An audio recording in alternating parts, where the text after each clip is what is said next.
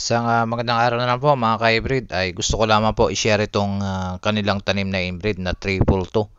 So ganyan po yung sinapit nitong variety na to kasi po ay nitong nakaraang araw ay itong dumating dito po dumapo yung bagyong si Enteng. Ayan po yung naging resulta ng kanyang crop standing. Halos dumapa na siya, no? Talagang nanlalapan sa talaga sa pagdapa at meron din naman na naapektuhan ay ganyan po yung nangyari, no. So ang tendency niyan talagang maaari na ikalugi na ito natin mga ka-farmers. Itong may-ari nitong kanilang variety na triple 2 mga kaibigan. Karamihan po kasi dito nagtanim ng triple 2 no, dito sa lugar na to, Bypass Road, Gimban, Nueva Ecija. Yan, as you can see ay talagang ito buti na lang to ay itong katabi ay nakaani na bago pa dumating itong si Bagyong Enteng. At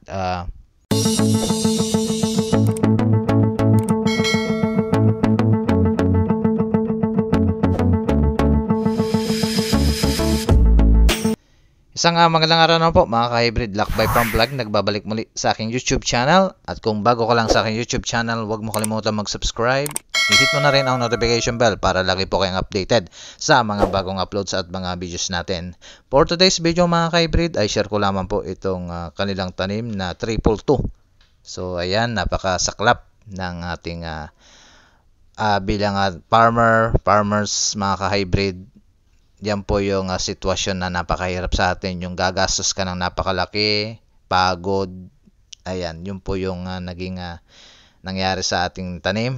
At hybrid man, inbreed man, talagang pag dinapuan ng bagyo, dadapa at dadapa talaga. So talagang napakahirap sa ating mga ka-hybrid, at kundi ang ano natin ay mag-pray tayo na sana tumaas yung ating ani at yung presyo na lang, no. Kaya lang sa ganitong sitwasyon ay nababad na tong kanilang tanim at hindi naman lahat, at yan ganyan, at talagang tendency ay mumura at mumura po ito pagdating po sa pagbebenta natin ng palay, no. Ripening stage na siya ay dito po yan sa Gimban, Nueva Ecija, around Bypass Road ay ganito po ang nangyari sa kanilang tanim. So yung sa amin talagang may konting pagdapa pero hindi ganito yung sitwasyon, no. Dadapa talaga. So ayan ay talagang tag-ulan, bawasan natin ng nitrogen, yung ating ina-apply na abono. So para po ay medyo matibay po ang kanyang crop standing. Yan. At meron akong next video ko dyan yung diskarte nila kung paano po ay gawin na pwede pa yan na ma-recover. Yan. Yung next video natin na papakita ko. Yan po yung tips na pwede ko pong may share. So natumba din yung kanilang tanim. 402 naman yon. So ito naman, ito katabi lang naman nila. Kaya lang itong part na to ay hindi nila tinatalian. Itong katabi niya ay sa susunod itong video ay meron ako papakita yung katabi nila nito na 402 ay tinalian nila at napakaganda po ng kanilang pagkakatali. Pagkaganyan po yung stage ng kanilang palay. So ayan po, meron papakita dyan, no, yung ayan po yung inbreed variety na 402 po. Ganyan din po yung nangyari na nahiga din po yung kanilang palay, no. So napakaganda po ng kanilang pagkakatali. So ganyan po mga ka-hybrid na po pwede nyo pong gawin pagka halimbawa ay may part na natumba, so hindi naman lahat. So ganyanin nyo po ang inyong palay para po ay malesen yung pag-itim ng butil. Tendency kahit bumaba na yung yung kanyang ani, kahit konti, kahit 10% lang, importante ay hindi po lahat mababad. So ito po yung countermeasure na po pwede nyo pong gawin para po ay maagapan yung pag-itim at yung pagtutubo pa ng kanyang mga binutil. So yan po ay talian nyo po. Pag halimbawa, bisitahin nyo po yung area, ganyan po yung nangyari, talian nyo na po, agapan nyo na hanggat ripening stage pa siya, malapit ng anihin. at dumating man yung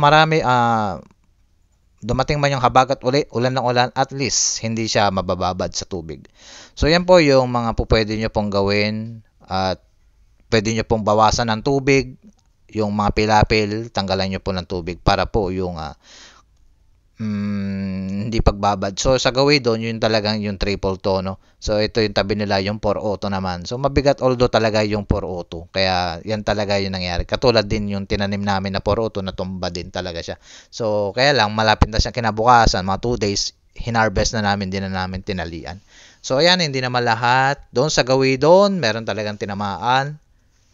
Ayan, talagang napakaganda po ng kanilang inbreed variety na 4 auto. So, yung triple 2, talagang nakita natin, yung pinakita ko po kanina sa inyo sa unang video ko, ay talagang hindi nila tinalian ng ganyan. Talagang mangyayari, mababa ang presyo na talaga yan. So, ayan. Hindi pa nila tinatalian to. Ayan, o. Pero, ganda pa rin ang kanilang tanim. No, katulad nun talagang may part talaga na tatama rin ka na talaga magtali na sa sitwasyon na yan, no. So magkakatabi yan. So yun, yung may-ari doon siguro tinamad na, yung iba ito talagang masipag talaga sila, konting sipag lang mga ka-hybrid na talian. Sayang din naman yung presyo pag halimbawa binabad mo sa tubig talaga at nababad sa tubig itong ating mga palay, no. Katulad yan, no, tinalian yan, napakadami yan mga ka-hybrid, oh. Ayan, oh. Napakadami, tinalian pa rin nila. Talagang konting tiyaga, sipag lang, talian natin mga ka-hybrid. Sayang naman yung presyo. So ayan, oh. So kahit anong hybrid, inbred, di na po alam, wala tayong wala talagang perfecto na talagang yung tanim talaga na best timing lang talaga na early na tayo, no, magtanim na tayo.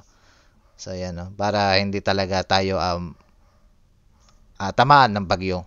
So tamaan man, pero talagang ganoon talaga, accept the fact na talagang ganito ang mangyayari sa sitwasyon. Kaya laksan pa natin ang ating loob para po ay wag tayong mawala ng pag-asa. What's up mga ka-hybrid? Grabe yung pinsala ni Enteng, itong bagyong si Enteng. Ayan, o. Tama mga ka-hybrid, o. So tinalian na lang nila mga ka-hybrid. Yan po yung mga paraan para po hindi po may bababad yung mga binutil ng mga ka-hybrid. Ayan. Dito po yan sa Barangay Bantog, Bypass. Pero pa yan doon mga ka-hybrid, doon sa gawin dyan.